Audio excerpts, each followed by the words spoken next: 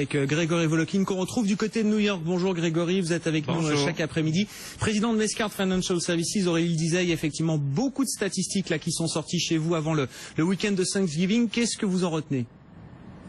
Je retiens que c'est un peu des statistiques qui vont dans tous les sens. Et pourquoi je dis dans tous les sens? C'est-à-dire que pour chaque chiffre qui est peut-être un peu décevant pour le mois d'octobre, le chiffre du mois de septembre a été fortement revu en hausse. Et si on fait un peu la moyenne des deux, on arrive pratiquement à des chiffres qui sont en ligne avec les attentes. Alors je dirais, commande de biens durables sur le mois d'octobre qui déçoivent, si on enlève le transport. J'essaie de me mettre un peu dans la tête d'un chef d'entreprise sur les 2 premières semaines du mois d'octobre. Le temps passe vite, mais vous vous souvenez que c'était le moment où les marchés étaient en baisse de 5, 6, 7%, où on se demandait si l'Europe n'était pas en récession, où on se posait beaucoup de questions sur la croissance chinoise. Donc c'est peut-être tout simplement que la moitié du mois d'octobre a un peu freiné les ardeurs des directeurs d'achat. Si on regarde le chiffre des dépenses des ménages, 0,2% de hausse sur le mois d'octobre, c'est exactement égal à la hausse des revenus des ménages.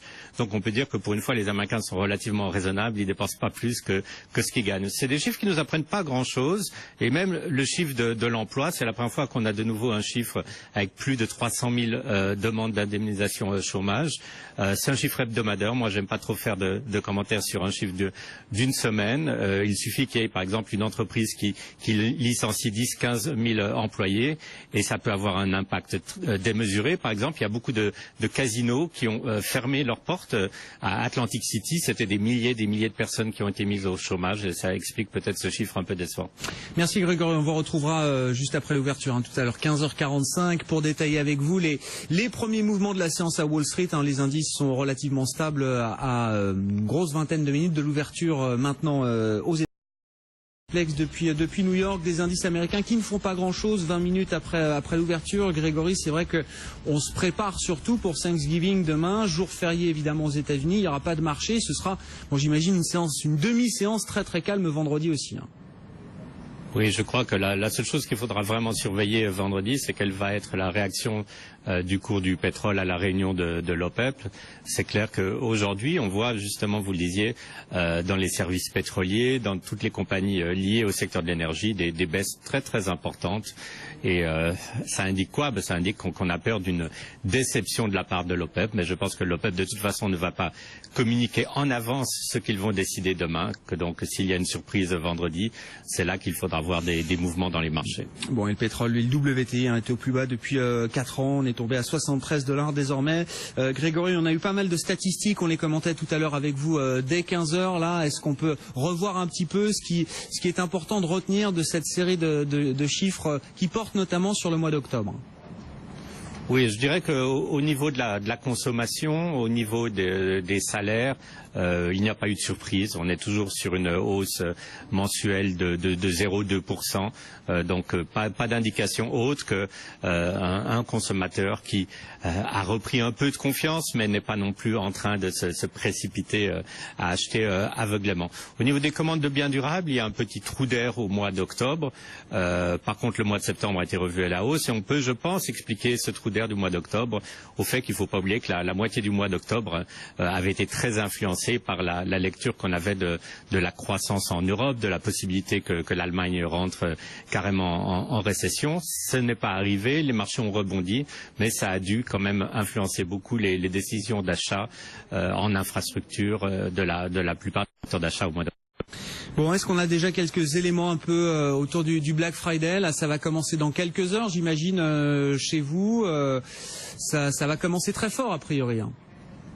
Oui, alors la plupart des magasins sont ouverts. Il y a que 2 grandes chaînes de magasins qui n'ouvrent pas leur magasin jeudi. Et d'ailleurs, c'est à noter, c'est intéressant, c'est Nordstrom qui est un magasin de luxe et c'est Costco. Alors, pourquoi Costco n'ouvre pas ces magasins? Costco est le meilleur employeur dans la distribution aux États-Unis.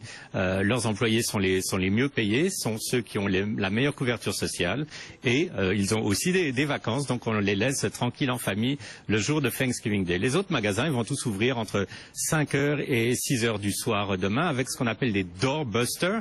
Qu'est-ce que c'est? C'est des offres pour attirer le plus de monde possible au moment où les portes ouvrent, alors avec des prix totalement cassés. Par exemple, Walmart va offrir des tablettes d'ordinateur à $27, ça fait 20 €. On entend que, par exemple, c'est Best Buy qui va offrir des télévisions 4K haute définition à $899 pour une Samsung. Alors je ne sais pas ce que ça coûte en Europe, mais je crois à peu près 3 fois plus cher. Oui, ça coûte au moins un minimum 1500 € pour ces nouvelles télévisions. Hein. Voilà, et là on parle de 650 à $700. Donc en gros, c'est vraiment des prix très très avantageux pour le consommateur, ça attire les gens. Est-ce que ça permet aux magasins de faire des affaires? C'est toujours la même chose. Ils perdent sur ces offres et ils espèrent se rattraper sur le volume. Donc on attend en gros une hausse des ventes d'à peu près 4,1% sur ce long week-end aux États-Unis. Je lisais tout à l'heure une étude assez intéressante qu'en fait, quand les chiffres sont publiés, si les chiffres sont bons, ça n'a pas vraiment d'influence sur les marchés. Si les chiffres sont mauvais, on retrouve quand même les indices à la hausse après quelques jours. Donc je dirais il faut toujours prendre avec un grain de sel ces statistiques. Elles ne vont pas tellement influencer non plus les marchés d'ici la fin de l'année. Bon, et puis on notera aussi dans l'actualité deux publications d'entreprises. Il y a HP et Deere. Qu'est-ce qu'on peut dire de ces deux groupes, Grégory? À première vue, je dirais que les deux ont des difficultés, sauf que le marché réagit très très différemment. Si on commence avec Deere, on comprend très bien d'où vient le problème. Deere, c'est du matériel agricole, c'est des gros tracteurs extrêmement chers. Qu'est-ce qui s'est passé aux États-Unis depuis 2 ans? Une baisse énorme des prix, justement, des céréales, entre autres. Par exemple, le maïs a baissé de 40% depuis 2012. Le soja a baissé de 50%. Donc, évidemment, les agriculteurs n'ont pas vraiment envie de renouveler leur parc automobile, si je puis dire, quand le prix de leur matière première, de ce qu'ils vendent, est en train de baisser brutalement.